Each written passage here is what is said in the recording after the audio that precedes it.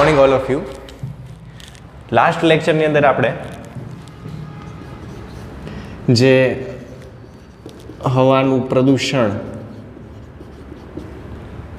થોડુંક બ્રીફમાં જોયું હતું, એની અંદર આજ થોડીક વિશેષ ચર્ચા કરી કે શું છે. એની અંદર આપણે થોડુંક ફ્લેશબેકમાં પહેલાં તો જઈ આવીએ કે આપણે કઈ કઈ વાત કરેલી. તો કે પહેલાં તો પ્રદૂષણ એટલે શું, તો કે અનિચ્છનીય ભૌતિક રાસાયણિક ફેરફાર થવો આપણી આસપાસના એટમોસ્ફિયરની અંદર, જેને આપણે પ્રદૂષણ કહીએ. એ પ્રેરવાવાળા ઘટકો જે છે એને આપણે પ્રદૂષકો કહીએ. બરાબર. પ્રદૂષકોની અંદર પણ આપણે થોડુંક જોયું હતું કે વિઘટનીય પ્રદૂષકો પણ હોઈ શકે, અવિઘટનીય પ્રદૂષકો પણ હોઈ શકે, જૈવિક અજૈવિક પણ હોઈ શકે. પ્રદૂષણ છે એ કુદરતી પણ હોઈ શકે, માનવ સર્જિત પણ હોઈ શકે, એનો પણ આપણને ખ્યાલ છે.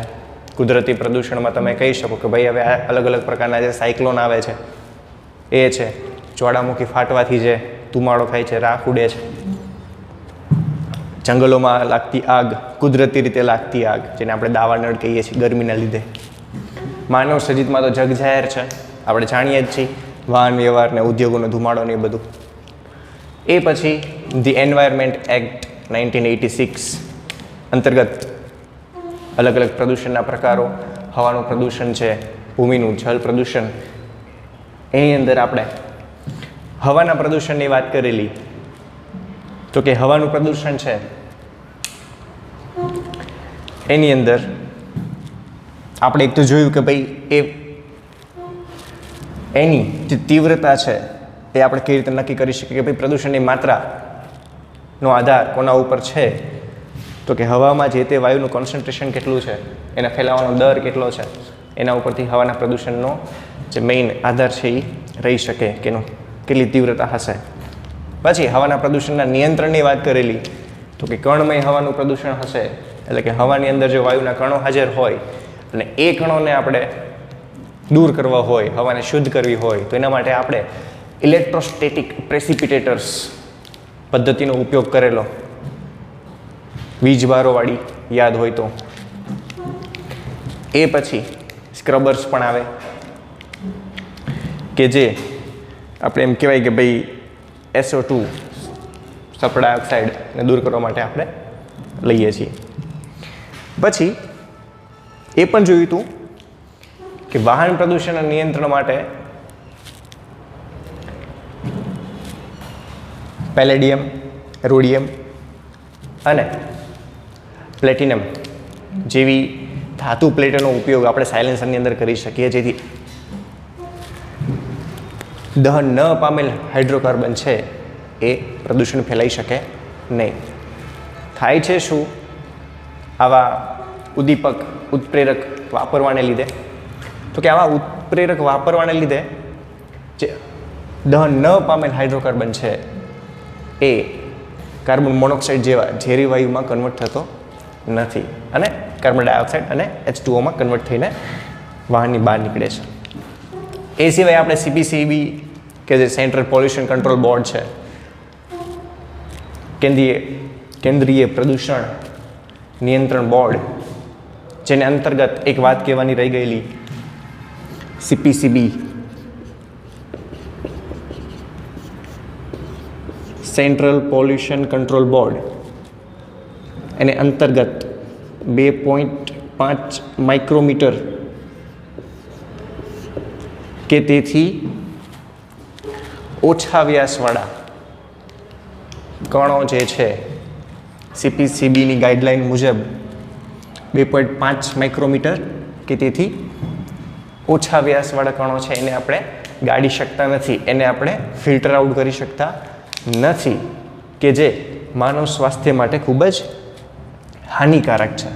આ વસ્તુ એટલા માટે આજે મેં અહીંયા નોટ કરેલી છે કેમ કે આ વસ્તુ છે એ કોમ્પિટિટિવ એક્ઝામ્સની અંદર MCQ ફોર્મમાં તમને પૂછી શકે પ્રમાણ કે CPCBની ગાઈડલાઈન મુજબ કેટલું પ્રમાણ માનવ સ્વાસ્થ્ય માટે હાનિકારક નીવડી શકે. હવે હવાનું પ્રદૂષણ ઠીક વસ્તુ છે, બરાબર, પરંતુ સમજો કે 1981 the Air Act, Prevention and Control Act, the Air Act, Prevention and Control Act, Air Prevention and Control Act, the 1981 ની અંદર જે એર એક્ટ હતો એની અંદર એમ કહેવાય કે 1987ની માલિપા ધ્વનિ પ્રદૂષણ और એમ કહેવાય કે ભાઈ અવાજનું પ્રદૂષણ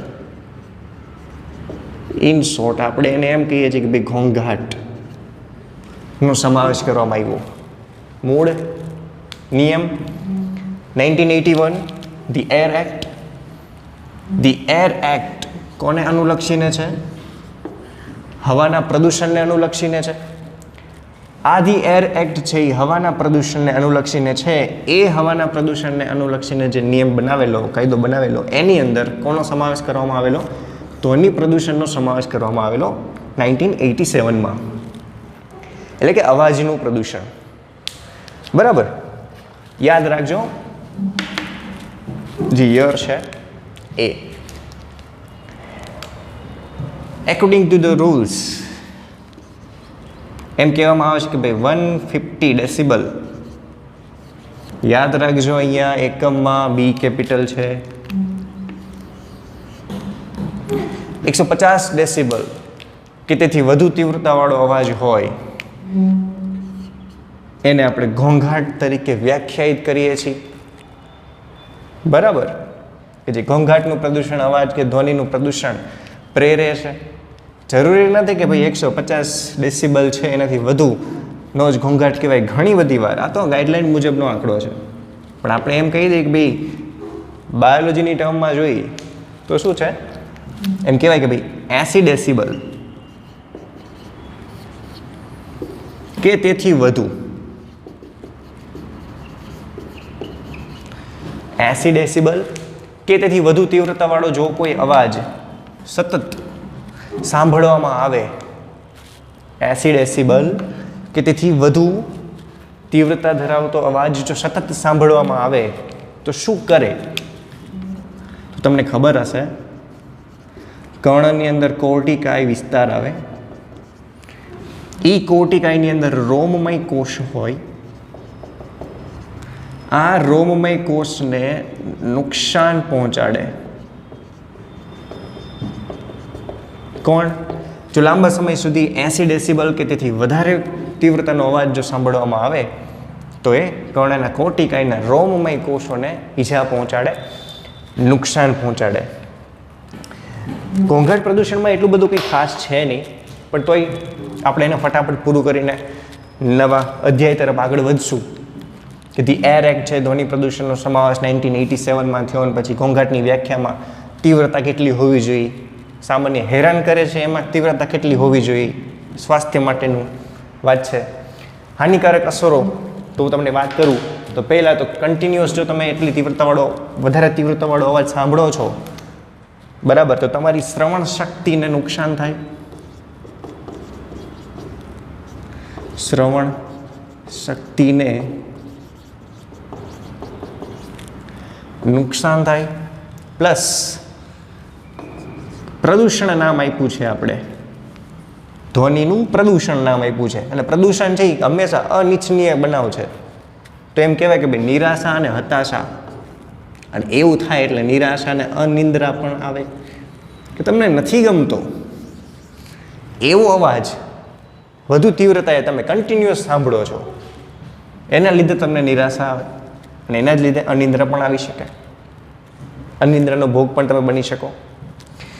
એ સિવાય ગભરામણ મહેસૂસ થવી અને હૃદયના ધબકારા વધવા. એમ કહેવાય કે ભાઈ હાર્ટ રેટ ઇન્ક્રીઝ થવો. અને આ બધું જ જ્યારે એક સાથે ફોલો થાય ત્યારે માણસ સ્ટ્રેસની અનુભૂતિ કરે. અને સ્ટ્રેસની અનુભૂતિ કરે એટલે એનો સ્વભાવ છે એ ચીડિયો બને. સ્વાભાવિક વસ્તુ છે, બરાબર, કે શ્રવણ શક્તિને નુકસાન થાય, પહેલી વસ્તુ. બીજી વસ્તુ નિરાશા અને હતાશા, અનિદ્રાનો ભોગ બને. પછી ધબકારા વધી જાય. શું કામ? તો કે ગભરામણ થઈ. ધેન આ બધું જ ફોલો થાય, પરિણામે માણસ છે એ સ્ટ્રેસમાં જતો રહે. અને સ્ટ્રેસમાં જાય એટલે સ્વભાવ ચીડિયો બની જાય. ચીડિયા સ્વભાવની વ્યાખ્યા આપવાની થતી નથી. બધાને ખબર જ હશે કે શું છે ચીડિયો સ્વભાવ. નેક્સ્ટ વાત કરું તો કે ધ્વનિ પ્રદૂષણનું નિયંત્રણ કેવી રીતે કરી શકાય. આમાં કોઈ મેથડ ના આવે. જેમ આપણે હવાના પ્રદૂષણની અંદર ઓલા સ્ક્રબર્સ હતા, ઇલેક્ટ્રોસ્ટેટિક પ્રેસિપિટર્સ હતા, એવી રીતે આમાં કોઈ મેથડ ના આવે. આમાં ખાલી લોજિકલી કામ લેવાનું હોય કે નિયંત્રણ કરવું છે મારે, તો નિયંત્રણની અંદર હું પહેલો ઉપાય શું કરી શકું તો કે ધ્વનિ શોષક પડદા નો ઉપયોગ કરી શકું. સિમ્પલી વસ્તુ છે. આપણે મૂવી જોવા જઈએ તો મૂવી જોતા હોય એ જે આખો ખંડ છે, એટલે આખો હોલ છે, એનો અવાજ ત્યાં સુધી જ સીમિત હશે. ભલે અંદર ગમે એટલું મોટા અવાજે સંભળાતું હોય, ડઝન્ટ મેટર, એ અવાજ બહાર નહીં જાય. કેમ? તો કે એનું જે કન્સ્ટ્રક્શન છે, એનું જે બિલ્ડિંગ છે, એની અંદર આ વ્યવસ્થા કરવામાં આવી હશે, ધ્વનિ શોષક પડદા, કે જે અંદરનો અવાજ બહાર ન જવા દે.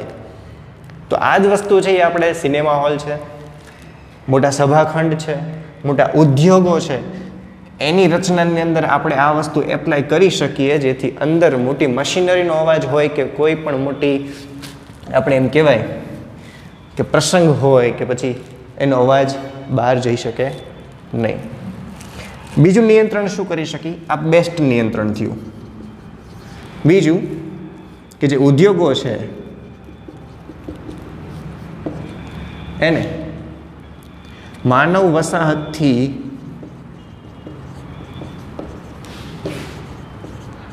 દૂર સ્થાપિત કરવા. નાના છોકરાને ખબર પડે કે ભાઈ જીઆઈડીસી છે ને આખી અલગ જ આપી દીધેલી છે. શા માટે? તો કે ધ્વનિનું પ્રદૂષણ ન થાય. સોસાયટીમાં જીઆઈડીસીનું કારખાનું હોય તો ન ચાલે. સિમ્પલ વસ્તુ છે. કેમ? તો કે ત્યાં ઘોંઘાટનું સર્જન પહેલાં થાય. ઠીક છે. નેક્સ્ટ પોઈન્ટ, હોર્ન મુક્ત વિસ્તાર જાહેર કરવા.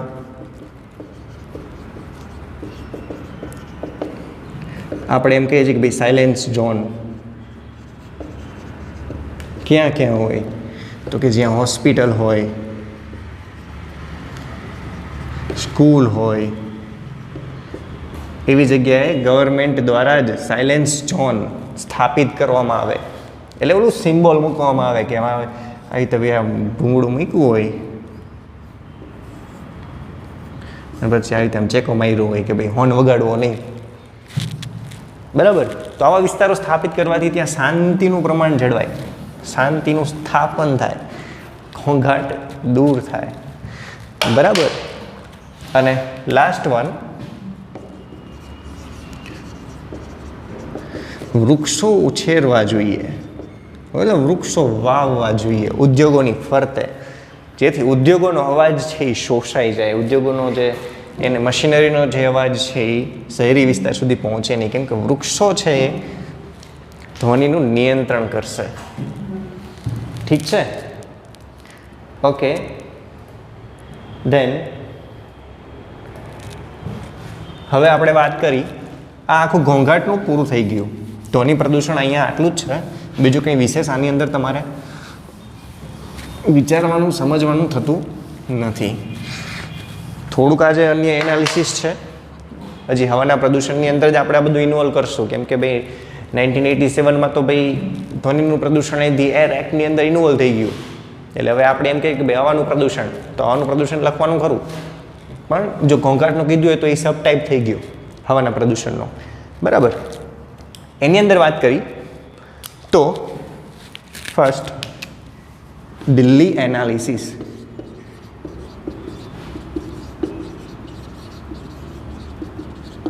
Case study of Delhi. શા માટે? શા માટે ફેમસ છે? ચાંદની ચોક માટે ફેમસ નથી દિલ્હી. શેના માટે? તો કે પોલ્યુશન માટે ફિલહાલ ફેમસ છે. વાય? તો કે એમ કહેવાય કે 1990માં 1990માં 41 દેશો વર્લ્ડના 41 કન્ટ્રીઝની અંદર દિલ્હી છે એ 4th રેન્ક ઉપર હતું. કયા મામલામાં? પોલ્યુશનના મામલામાં, પ્રદૂષણના મામલામાં. હવે આવું કેમ? વિશ્વના 41 દેશોમાં 4થો નંબર એટલે બહુ મોટી ઉપાધિ કહેવાય બધા માટે, ઇન્ડિયા માટે. તો આના માટેનું એક રીઝન હતું. કેવું રીઝન? જાણીને આશ્ચર્ય થાય કે ઓલ ઓવર ગુજરાત અને પશ્ચિમ બંગાળ, ગુજરાત અને પશ્ચિમ બંગાળમાં જેટલા વાહનો છે ને, ઓલ ઓવર ગુજરાત અને પશ્ચિમ બંગાળના જેટલા વાહનો છે એટલી ખાલી દિલ્હીમાં કાર છે. સમજો, ગુજરાત ને પશ્ચિમ બંગાળના બધા વાહનો ભેગા કરો ને એટલી તો ખાલી ગાડીઓ થાય. ક્યાં? દિલ્હીની અંદર. અને એના લીધે આ પ્રદૂષણની માત્રા દિલ્હીમાં કેવી છે? અત્યંત વધુ છે. બરાબર. હવે આવું બધું 4th ક્રમ આવ્યું એટલે ચિંતા કરવાવાળા તો કરે. અને ચિંતા કરવાવાળાએ શું કર્યું? તો કે PIL, જાહેર હિતની અરજી કરી. ક્યાં? તો કે સુપ્રીમ કોર્ટમાં. સુપ્રીમ કોર્ટને કીધું કે ભાઈ તમે નિયમો લાવીને અમને બચાવો, નહીં તો આઈ બન્યું અમારું. એવું પબ્લિક એ અરજી કરી. ક્યાં? સુપ્રીમ કોર્ટમાં. આના લીધે સુપ્રીમ કોર્ટ દરેક સામાન્ય માણસની અરજીને પણ ધ્યાનમાં લે. જો તમને ખ્યાલ ન હોય તો જાહેર રીતની અરજી તમે કરી શકો છો કોઈ પણ બાબતને લઈને. બરાબર? તમારા હક માટે, તમારા સંરક્ષણ માટે, તમારા સ્વાસ્થ્યને અનુલક્ષીને. તો માનવ કલ્યાણ હેતુથી જ આ જાહેર રીતની અરજી સુપ્રીમ કોર્ટમાં કરવામાં આવી. કયા ટોપિકને લઈને? કે દિલ્હીમાં આટલું પ્રદૂષણ છે, તમે કંઈક નવા નિયમો બનાવો. બરાબર? એને લઈને સુપ્રીમ કોર્ટે આ જાહેર રીતની અરજી છે એના ઉપર ગંભીરતાથી વિચાર કર્યા પછી થોડોક ચેન્જ દિલ્હીની અંદર કમ્પલસરી બનાવ્યો. ફિક્સ કરી નાખ્યું કે ભાઈ દિલ્હી છે એની અંદર હવેથી આવું હતું એ નહીં, હવેથી આમ.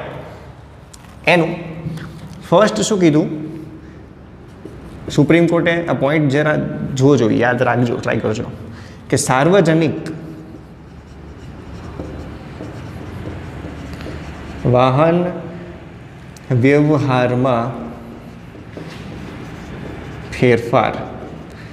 સાર્વજનિક વાહન વ્યવહાર એટલે આપણે એને શું કહીએ? Public transport.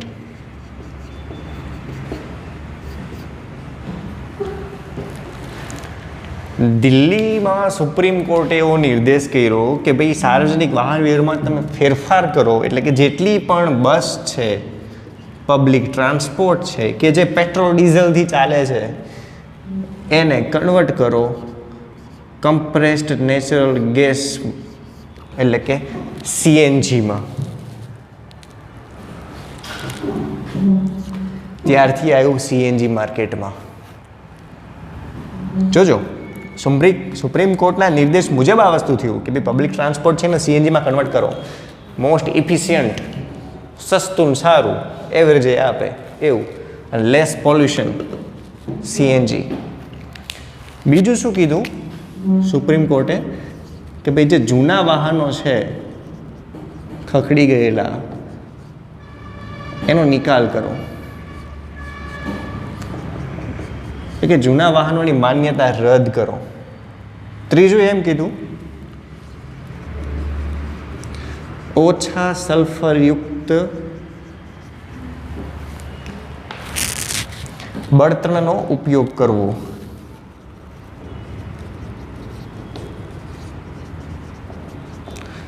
સીસા મુક્ત પેટ્રોલ, સીસા મુક્ત પેટ્રોલ વાપરવું, એવી રીતે વાત થઈ. પછી હમણાં આપણે અગાઉ ચર્ચા કરી એમ યોગ્ય ઉત્પ્રેરક અથવા ઉદ્દીપકનો વપરાશ કરવો જે તે વાહન વ્યવહારની બનાવટમાં. હમણાં આપણે વાત કરી રોડિયમ છે, પેલેડિયમ અને પ્લેટિનમ જેવી ધાતુ પ્લેટો છે એ સાયલેન્સરમાં મૂકવામાં આવે જેથી દહન ન પામેલ હાઇડ્રોકાર્બન છે એ પ્રદૂષણ ફેલાઈ શકે નહીં. અને અન્ય જે નિયમો સૂચવવામાં આવેલા એનું ચુસ્તપણે પાલન કરવું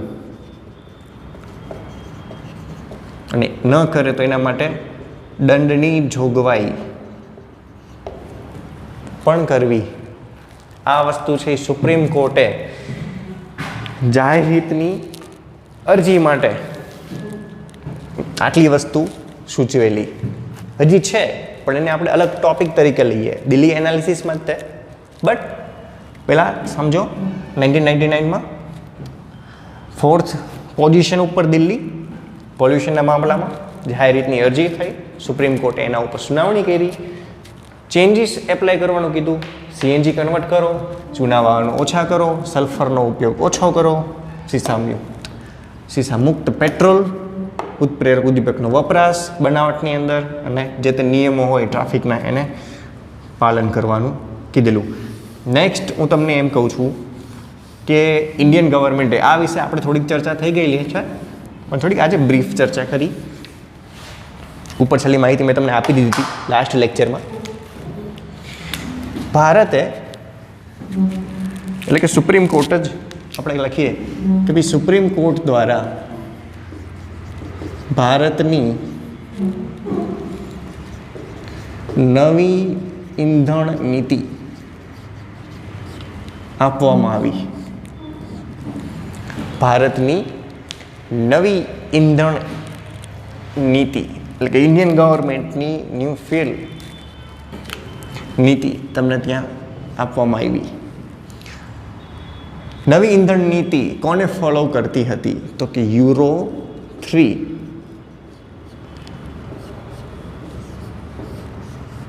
અને યુરો 3 ઉપરથી તમને ખબર છે ભારત સ્ટેજ 3 એટલે કે BS3 ની રચના થયેલી. બરાબર. શું છે યુરો 3 અને એના ઉપરથી શું છે ભારત સ્ટેજ 3? તો મેં તમને લાસ્ટ લેક્ચરની અંદર કીધેલું કે મોસ્ટ ઇફિશિયન્ટ એન્જિન ક્વોલિટીઝ બનાવવામાં આવતી હોય છે, એના ઉપર રિસર્ચ સતત ચાલુ જ હોય છે જેથી મોસ્ટ ઇફિશિયન્ટ એટલે એમ કહેવાય કે લેસ પોલ્યુશન જનરેટ કરતા એન્જિન આપણે તૈયાર કરતા હોઈએ છીએ. તો એ મેઇન કન્સેપ્ટ છે યુરોપનો છે, યુરોપિયન કન્ટ્રીઝનો છે કે જે આવી રીતે એણે સ્ટાર્ટિંગ કરેલું. તો યુરો 3 જે છે એના મુજબ ડીઝલ છે એની અંદર 350 ppm અને પેટ્રોલ છે એની અંદર 150 ppm થી વધારે સલ્ફર હોવું જોઈએ નહીં. કહેવાનો મતલબ યુરો 3ની રચના એવી રીતે કરવામાં આવેલી કે જેની અંદર ફિક્સ કરી દેવામાં આવ્યું કે ભાઈ ડીઝલ છે તો એની અંદર 350 ppm થી વધારે સલ્ફર ન હોવું જોઈએ અને પેટ્રોલ છે તો એની અંદર 150 ppm થી વધારે સલ્ફર હોવું જોઈએ નહીં. તો આ જ વસ્તુ છે એ ઇન્ડિયન ગવર્મેન્ટે ફોલો કરી અને એપ્લાય કરી BS3 મોડેલની અંદર, ભારત સ્ટેજ 3ની અંદર. બરાબર, સમજો. હવે એમ કહેવામાં આવે કે ક્યારથી લાગુ થયું BS3 તો કે એપ્રિલ 2010. યાદ રાખજો આ વસ્તુ, MCQ માટે અહીંયાથી ફસાઈ શકે છે. એપ્રિલ 2010 BS3 આપણે એપ્લાય કર્યું યુરોપ નીતિ મુજબ. એ પછી હાલમાં એમ કહેવાય કે ભાઈ એપ્રિલ 2017 થી BS4 એટલે કે ભારત સ્ટેજ 4 એપ્લાય કરવામાં આવ્યું. હવે જો હવે તમે સીધો મતલબ સમજી શકશો કે ભાઈ BS3 અને BS4માં ચેન્જ શું હશે કે મોસ્ટ ઇફિશિયન્ટ એટલે આપણે એક જ પોઈન્ટ ઉપર કામ કરીએ છીએ કે ભાઈ સલ્ફરનું પ્રમાણ ઘટાડવું. દેટ મીન્સ કે BS3 એન્જિન જે હતા, BS3 મોડેલ જે હતા એની અંદર સલ્ફરનું પ્રમાણ આ નિર્ધારિત કરેલું હતું. પણ હવે BS4 આવ્યા 2017થી કરન્ટલી અત્યારે જે ચાલે છે એ બરાબર હમણાં ચેન્જ થયા. BS3 150 350 તો BS4 છે એમાં લેસ અમાઉન્ટ સલ્ફરનું રાખવામાં આવ્યું હશે કે આના કરતાં પણ ઇફિશિયન્ટ એટલે કે 350 150 છે એની કરતાં પણ ઓછું જેની અંદર જોવા મળે BS4ની અંદર જોવા મળે. અને હાલમાં નવી ગાઈડલાઈન મુજબ એપ્રિલ 2020થી ગવર્મેન્ટે કમ્પલસરી કરી નાખ્યું છે BS6 મોડેલ. અને સરકારની નીતિ જુઓ તમે કે જ્યારે ગવર્મેન્ટ એપ્લાય કરે છે કે ભાઈ એપ્રિલ 2020થી BS6 મોડેલ જ અવેલેબલ હોવા જોઈએ. એપ્રિલ 2020 પછી તમે BS4 કે BS3 ધરાવતા વાહનનું રજિસ્ટ્રેશન RTOમાં કરાવી શકો નહીં. આ નિયમ છે જેથી કોઈ વેચી પણ ન શકે. કેમ તો કે હવે ગવર્મેન્ટ પાસે મોસ્ટ ઇફિશિયન્ટ વસ્તુ અવેલેબલ છે BS6. તો એણે એપ્રિલ 2020થી આ લાગુ કરી દીધું છે. જે તમારે તાજેતરની માહિતી કરંટ અફેર જે છે નીટની અંદર આ ડેટ યાદ રાખવી. અને બીજું એ પણ યાદ રાખવું કે ભાઈ આ જે BS6 છે ને એની અંદર સલ્ફરનું પ્રમાણ 50 ppm સુધી ઓછું કરવામાં આવ્યું. એટલે ઘણું બધું ઓછું થઈ ગયું. સમજો ક્યાં 350 150 હતું ક્યાં ખાલી 50 આવી ગયું. તો બધા એપ્રિલ જ છે. એપ્રિલ 2010 BS3, એપ્રિલ 2017 અને એપ્રિલ 2020 તાજેતરનું BS6 મોડેલ બરાબર. તો ભારતની નવી ઈંધણ નીતિ મુજબ યુરોપિયન કન્ટ્રીઝ છે એના બંધારણને ફોલો કરવામાં આવ્યું. બીજું શું આમાં એડ કર્યું તો કે એન્જિનની વાત થઈ ગઈ છે કમ્પ્લીટ. બીજી આપણે એ વાત થઈ કે ઓછા સુગંધીદાર હાઇડ્રોકાર્બન છે એનો ઉપયોગ કરવો. ઓછા સુગંધીદાર હાઇડ્રોકાર્બનનો ઉપયોગ કરવાથી પણ આપણે પ્રદૂષણને ઘટાડી શકાય. અને આવું બધું થયું એને પરિણામે 1997થી એમ કહેવાય કે ભાઈ 1997થી 2005ની વચ્ચે આપણે રિઝલ્ટ મોસ્ટ ઇફિશિયન્ટ મળેલું. ખૂબ જ સારું રિઝલ્ટ મળેલું આ બધી વસ્તુનું કે જ્યારે આપણે નવી ઈંધણ નીતિ એપ્લાય કરી. તો આ વાત થઈ આપણે આખું દિલ્હી એનાલિસિસ કે કેસ સ્ટડી ઓફ દિલ્હી. અને દિલ્હી મુજબ અત્યારે હાલની સરકારે પણ થોડાક પર્સનલ પગલાં લીધા.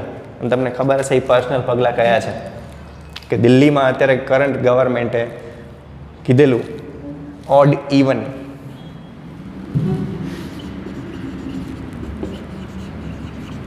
પદ્ધતિ.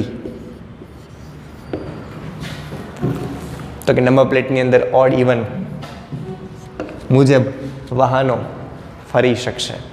એનાથી પણ દિલ્હીમાં વાહનોનો વપરાશ છે એ ઓછો થયો, થોડો કંટ્રોલમાં આવ્યો અને પ્રદૂષણ છે એનું થોડું ઘણું નિયંત્રણ પણ ત્યાં થતું જોવા મળેલું.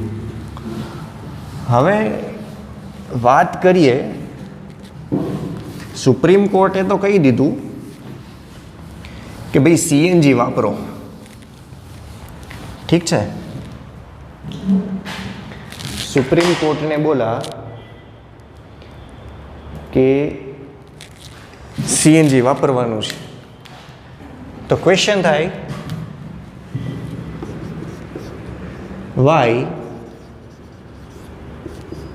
CNG?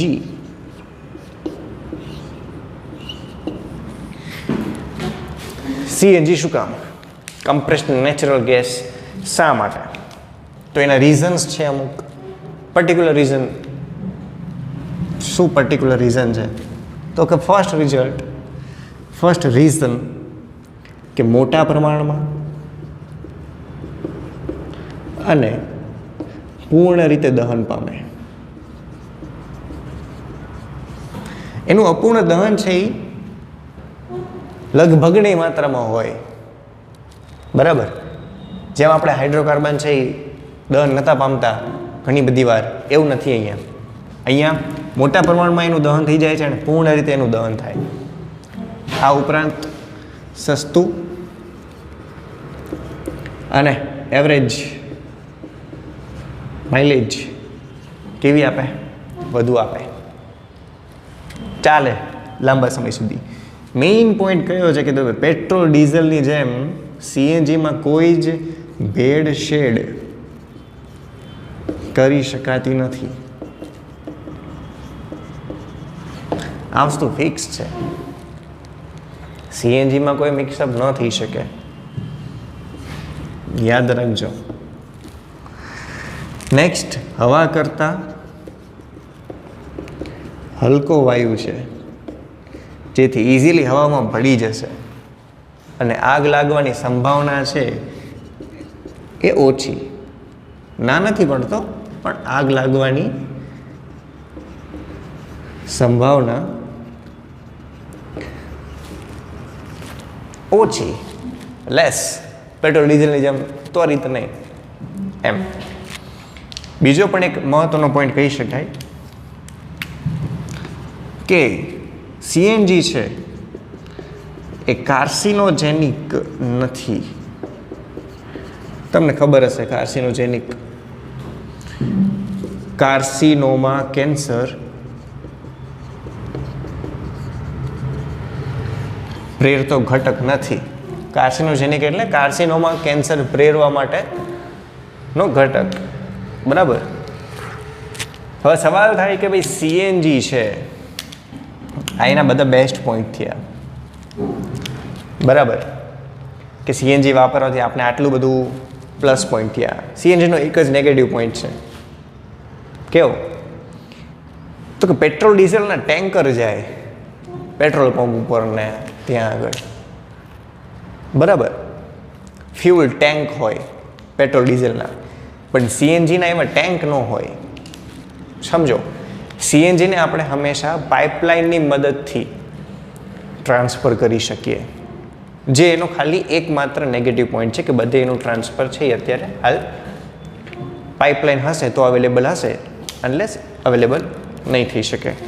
તો એના માટે અમુક લોકો છે એમણે આગળ આવ્યા સપ્લિમેન્ટ માટે. તો ફર્સ્ટ કોણ છે એ મહાનુભાવ? તો ફર્સ્ટ છે GGCL, Gujarat gas company limited. Gujarat gas company limited. હવે આ જીજીસીએલ છે, એમસીક્યુ માટે ખાસ યાદ રાખજો આખું નામ ને. જીજીસીએલ સુરત અને અંકલેશ્વર. જીજીસીએલ સુરત અને અંકલેશ્વર ખાતે પાઇપલાઇન દ્વારા ગેસ પ્રોવાઈડ કરે છે. Second,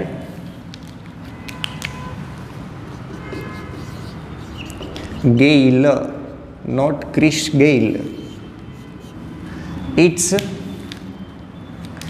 Gas Authority India Limited. Gas Authority of India Limited. GAIL, GAIL. શું કરે છે ભાઈ ગેલ ભાઈ? તો GIL છે એ વડોદરા ને પાઇપલાઇન દ્વારા ગેસ સપ્લાય કરે છે. Third,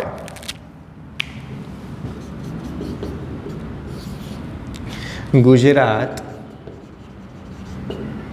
Adani energy limited, Gujarat Adani energy limited Ahmedabad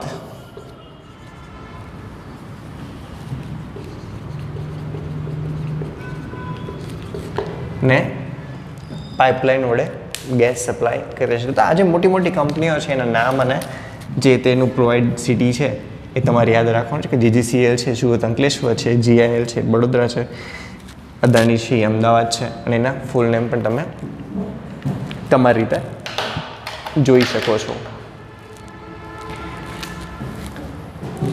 આ વાત થઈ ગઈ આખી સીએનજીની.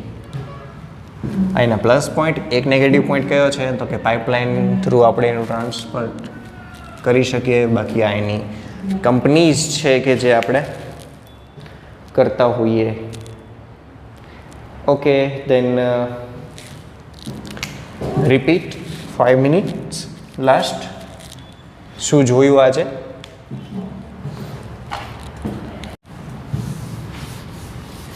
તો એની અંદર આપણે લેક્ચરની શરૂઆત કરી હતી ફ્લેશબેકથી. પ્રદૂષણ એટલે શું, પ્રદૂષક એટલે શું, પ્રદૂષકના પ્રકાર એટલે શું, કયા કયા, બરાબર. પછી ધી એન્વાયરમેન્ટ એક્ટ 1986 મુજબ પ્રદૂષણના પ્રકારો. એની અંદર પણ હવાઈ પ્રદૂષણની અંદર પણ આપણે એમ કહી શકીએ કે ભાઈ કુદરતી માનવ સર્જિત, એના પણ મેં તમને પ્રકારો કીધા. કુદરતી કયા કયા, માનવ સર્જિત કયા કયા, ઠીક છે. એ સિવાય આપણે પછી શું વાત થઈ તો કે એર પોલ્યુશન એટલે કે હવાનું પ્રદૂષણ છે એનું નિયંત્રણ. એની અંદર કણમય હવાનું પ્રદૂષણ હોય તો એનું નિયંત્રણ તમે કઈ રીતે કરી શકો છો તો કે ઇલેક્ટ્રોસ્ટેટિક પ્રેસિપિટેટર્સ વડે, બરાબર. પછી સેન્ટ્રીફ્યુગેશન વડે. પછી એમ કહેવાય કે ભાઈ વાયુમય હવાઈ પ્રદૂષણ છે એટલે કે ફક્ત ઝેરી વાયુઓ હોય એનું નિયંત્રણ તમે કેવી રીતે કરી શકો તો કે એના માટે તમને ખબર છે ભીની પદ્ધતિ ને સૂકી પદ્ધતિ. ભીની પદ્ધતિમાં આપણે સ્ક્રબર્સ લઈએ છીએ, ઓલું ચૂનાનું, ને એના પાણીમાંથી વાયુઓને પસાર કરીએ. પછી હવાના પ્રદૂષણની આપણે હાનિકારક અસરો લાસ્ટ લેક્ચરમાં વાત કરી હતી કે સ્વાસ્થ્ય સંબંધી, એમાંય તે મોસ્ટ ઓફ શ્વસન સંબંધી જે ખામીઓ છે એ હવાના પ્રદૂષણથી સર્જાઈ શકે. પછી 1981ની અંદર the air act, prevention and control એક્ટની અંદર આપણે એમ કહેવાય કે ભાઈ હવાના પ્રદૂષણ ઇન્વોલ્વ હતું. એની અંદર જ 1987ની અંદર ધ્વનિનું પ્રદૂષણ એટલે કે ઘોંઘાટનો સમાવેશ કરવામાં આવ્યો. ઘોંઘાટની આપણે વાત કરી પર્ટિક્યુલર તો કે ન ગમતો અવાજ, વધુ તીવ્ર માત્રાનો અને ન ગમતો અવાજ, એને આપણે ઘોંઘાટ કહીએ છીએ. તીવ્રતા કેટલી તો કે 150 ડેસિબલથી વધુ, તો એ ઘોંઘાટની વ્યાખ્યામાં આવશે. અને જો એમ કહેવાય કે કર્ણના કોટિકાયના રોમમય કોષોને ઈજા પહોંચાડવા માટે સફિશિયન્ટ એટલે કે જરૂરી તીવ્રતા કેટલી તો કે 80 ડેસિબલથી વધારે હોય તો પણ એ કર્ણના રોમમય કોષોને ઈજા પહોંચાડી શકે. પછી એના નિયંત્રણમાં આપણે શું કરી શકીએ તો કોઈ મેથડ આવતી નથી, કોઈ મશીનરી કે એવું કંઈ હોતું નથી, પણ ધ્વનિશોષક પડદાનો ઉપયોગ વિવિધ જગ્યાઓ પર કરવાથી આપણે ઘોંઘાટ કહેવાય કે ભાઈ ધ્વનિનું પ્રદૂષણ છે એને અટકાવી શકીએ. એ સિવાય ઉદ્યોગો છે એ માનવ વસાહતથી દૂર રાખવા, સિમ્પલ છે. એ સિવાય એમ કહેવાય કે ભાઈ વૃક્ષો વાવવા, એ પણ આપણે એને ઘોંઘાટના પ્રદૂષણના નિયંત્રણમાં લખી શકીએ છીએ, બરાબર. પછી ઘોંઘાટના પ્રદૂષણની હાનિકારક અસરો, એની અંદર આપણે વાત કરી કે ભાઈ ચીડિયો સ્વભાવ, તણાવ એટલે કે સ્ટ્રેસ, અનિદ્રાનો ભોગ બનવું, બરાબર, માથાનો દુખાવો, આ બધી વસ્તુ, હૃદયના ધબકારા વધી જવા અને શ્રવણ શક્તિને નુકસાન થવું, ને લખી શકો તમારી રીતે, બરાબર છે. પછી આપણે આવ્યા દિલ્હી ઉપર એટલે કે કેસ સ્ટડી ઓફ દિલ્હી. તો 1990ની અંદર એક સર્વે મુજબ 41 દેશોમાં દિલ્હીનો ક્રમ ચોથો હતો ઓલ ઓવર વર્લ્ડની અંદર પોલ્યુશનની કેટેગરીમાં. ત્યારબાદ જાહેર હિતની અરજી થઈ ક્યાં? સુપ્રીમ કોર્ટમાં માનવ કલ્યાણ હેતુ. અને એ જાહેર હિતની અરજીના લીધે સુપ્રીમ કોર્ટે નિર્દેશ કરેલા અમુક. કેવા નિર્દેશ? તો કે ફર્સ્ટ શું હતું? તો કે સાર્વજનિક વાહન વ્યવહારમાં ફેરફાર કરવો.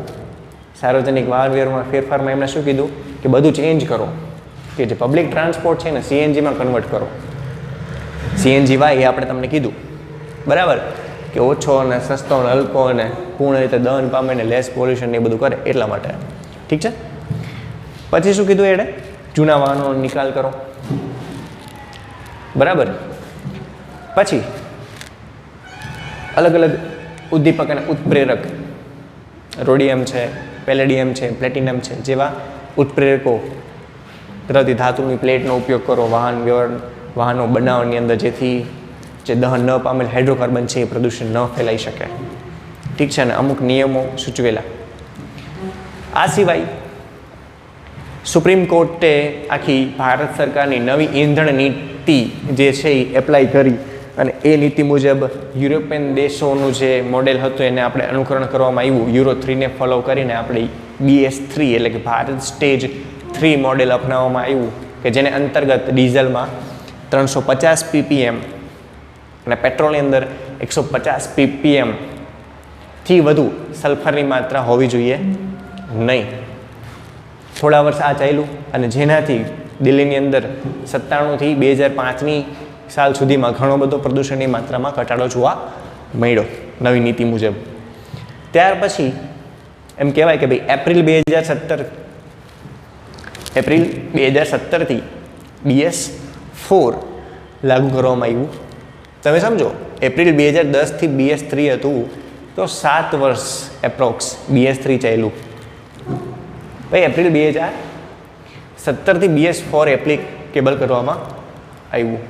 અને ત્યારે એમ કહેવાય કે જે BS3નું જે વેચાણ છે, રજિસ્ટ્રેશન છે એ બધા ઉપર પ્રતિબંધ લગાવી દેવામાં આવ્યો, કે નવા મોડેલ અલાવ, જૂના મોડેલ બધા જ બંધ. એટલે તમે પટત પરચેસ કરો તો પણ એ વેલિડ ગણાય નહીં. કેમ કે હવે ગવર્મેન્ટની નીતિ એવી થઈ ગઈ છે કે મોસ્ટ ઓફ પબ્લિક સુધી એવો ટ્રાન્સપોર્ટ પહોંચે કે જે ઓછું પોલ્યુશન પહોંચાડે.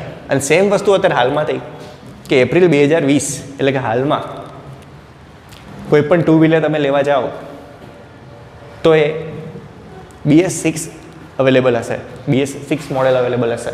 કંપનીઝ છે એણે BS6 અવેલેબલ લોન્ચ કરી દીધા બરાબર. અને હવે BS4 છે એનું રજિસ્ટ્રેશન થઈ શકતું નથી. તો આ વાત હતી કેસ સ્ટડી ઓફ દિલ્હી. પછી એમ કહેવાય કે ભાઈ CNG શા માટે, કેમ આપણે CNGને જ એપ્લાય કરીએ છીએ બરાબર.